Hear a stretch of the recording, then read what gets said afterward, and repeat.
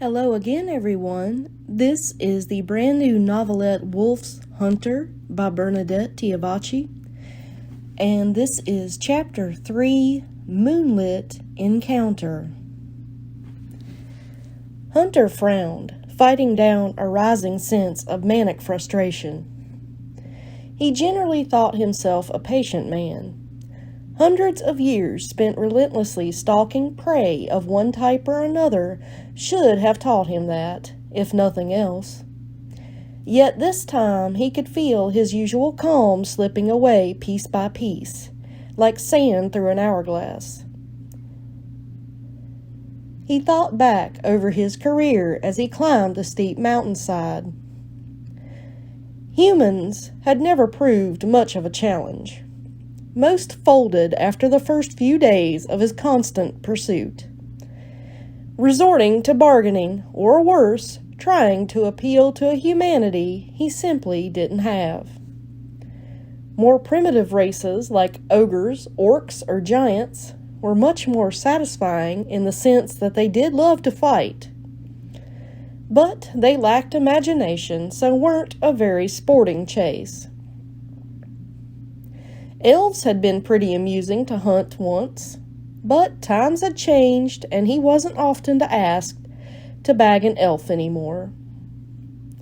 The one race that had consistently kept him on his toes over his seemingly endless career had been shifters, like the one he was after now.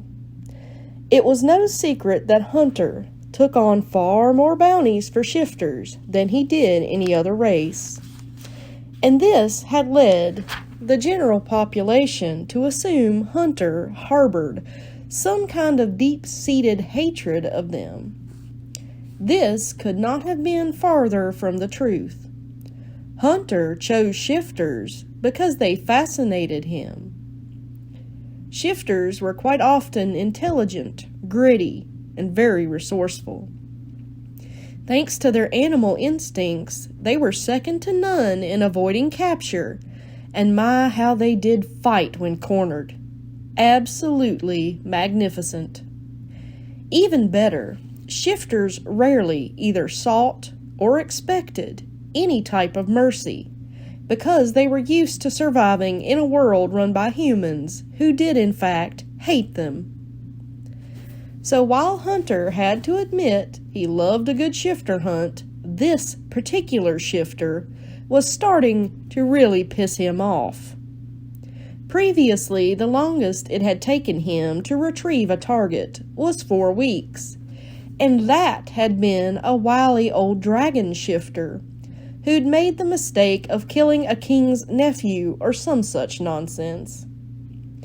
The fight between him and Hunter had been outstanding, but in the end Hunter had brought back the shifter's head before the month was out. The fact that he found himself still empty-handed after a 2-month-long chase, therefore, had him rather irate. The fact that this was an ordinary little wolf shifter, a female at that, had him shaking his head in sheer disbelief.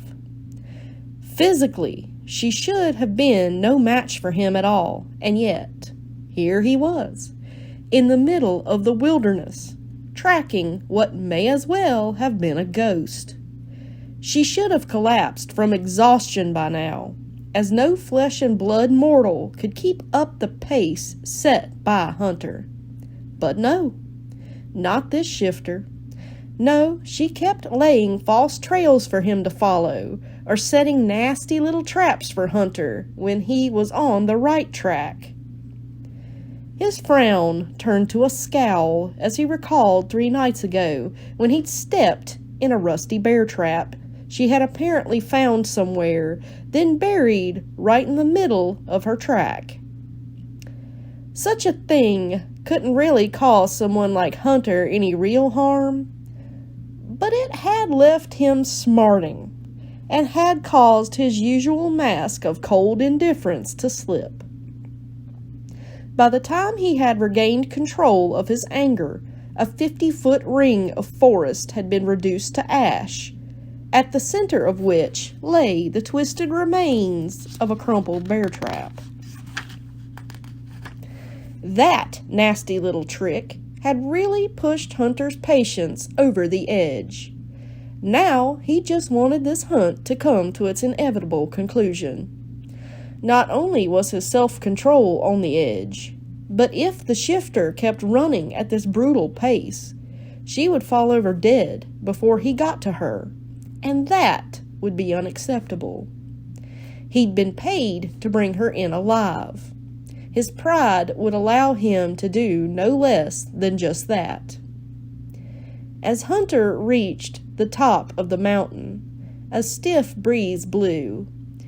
The chill it carried a reminder that winter was on its way. Hunter allowed himself a moment to lean against a tree and close his eyes, enjoying the play of the wind across his flesh. His long hair and the tails of his long leather trench coat fluttered out behind him, cutting quite the silhouette against the backdrop of a full moon. Right in that moment, Hunter felt almost at peace, until a knife buried itself in his chest. And that's where we'll end part 1 of chapter 3.